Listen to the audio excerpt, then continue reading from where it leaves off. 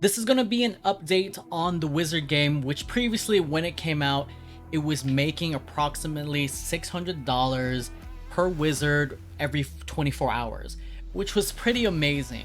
Everything is hyped, and then it starts to crash and come back down to a level where we need to see if it's going to come back and recover. This is going to be an update of the Wizards and Dragons game, where we are today, what I think is going to happen in the future, and personally what I'm going to be doing with my own Wizards and Dragons moving forward. Disclaimer though, I am not a financial advisor. I'm a financial dancer. Anything I say is not meant to be investment or financial advice. Please use this for education and informational purposes only. By the way, my name is Jeff. I've been trading Bitcoin for about 4 years. I can trade that in my sleep. And just for this cycle, have been trading altcoins for about a year. And NFTs, I'm still relatively new. This series is going to be the behind the scenes of me trading NFTs. I'm still learning, but I hope through my successes and most importantly, my mistakes and how I reflect on my NFT trades, this will be beneficial to you as well. I have a lot of friends asking me about NFTs, what to do, how to buy NFTs, how I'm trading it, and the real behind the scenes of what it's like to be inside NFTs and actually trade them.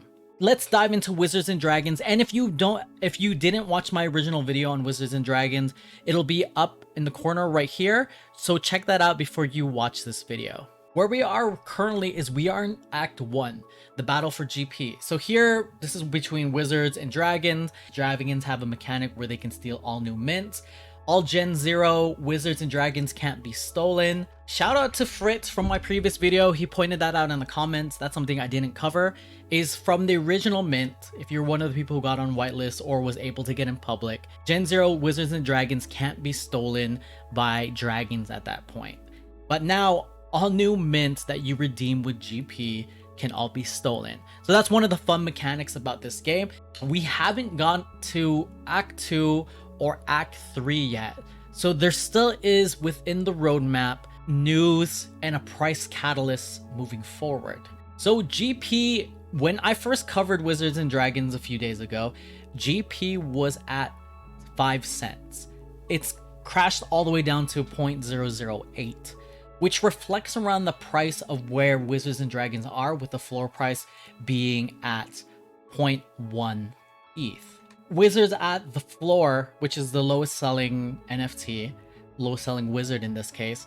So if we were to go onto the Wizards and Dragons OpenSea collection, this is a third-party marketplace. We go here and you see floor and you click on activity, or you can just go price low to high, and then you can see that there's a good amount of them that are selling at 0.1. We can see the activity, and that we see that it's trending down. It's trending down a little bit in terms of the average price, the number of sales that are happening. But still, there's still a good amount of sales trickling through. When we look at the overall OpenSea collections, over the past 7 days, Wizards and Dragons is up 914%.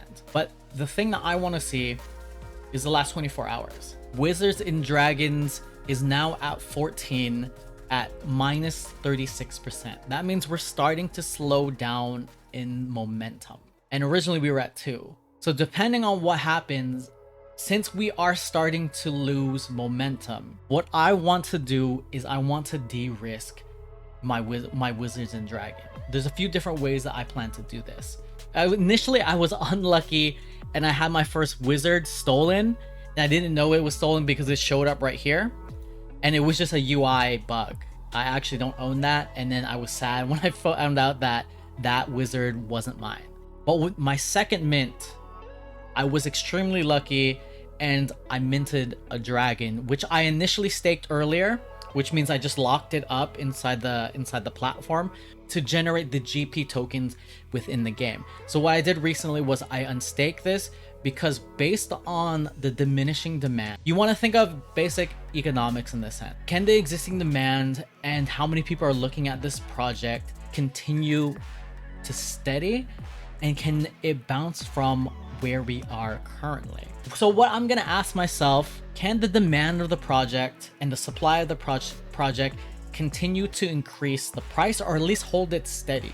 So that I think holding on to with these wizards or dragons is the smartest move in this moment, based on the data that we have. Or what I was going to do to de-risk this project specifically was, because GP was equal to about $600, I was just going to generate enough GP to make back my cost, which was initially 0.44 ETH. Adding up all the costs, which you should be doing, is add up the cost of your mint, track your gas that you're paying on Ethereum, all of that combined together. My new initial costs with minting this dragon, staking it, leaving it, unstaking it, claiming GP, making the minting these wizards, getting a chest, all of this has significant amounts of money that you have to transact on because we're on Ethereum. As a result, we have to pay these fees. But if the opportunity is there, you'll be making those fees back as long as you're still smart with managing your NFTs and the supply and demand and where you think the project is going to be going. So here, what we know is that the momentum is starting to slow down for the project. I don't know for sure if Wizards and Dragons can keep the eyes and the momentum of the market and bring people back.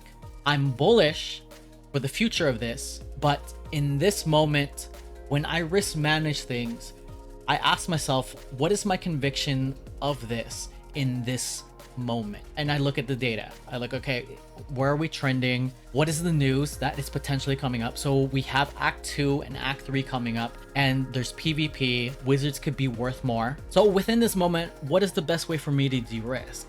There's a few things I can do. Based on my total cost of 0.56, I would have to sell my dragon. I don't want to sell my dragon, but that's an option. The other thing I can do, unstake my 2 other wizards, and I would have 4 wizards total, and then I could sell those for 0.1. So then that would be around 0.4, and I still have 0.16 ETH to make back. But my dragon doesn't make that much more GP, at least on average for the last few days, compared to my wizards, but they get taxed at 20%. I have 2 new wizards. They're starting to decrease in price. And from here, we have the unknown that we're not exactly sure. Even though my opinion and my feeling is this game is still going to do well. There's whales inside the game, and there's communities that are still excited about this, and it looks like the devs are competent, continuing to fix errors. But as a trader, as somebody who's traded Bitcoin for the last 4 years, I try not to trade with my emotions. Every time that I've traded with my emotions, I've gotten wrecked. I'd rather get out early and protect my income and my revenue and my investments so that I can potentially go into other projects and other opportunities. Because if I get out at the wrong time, if I wait too long, the risk becomes higher.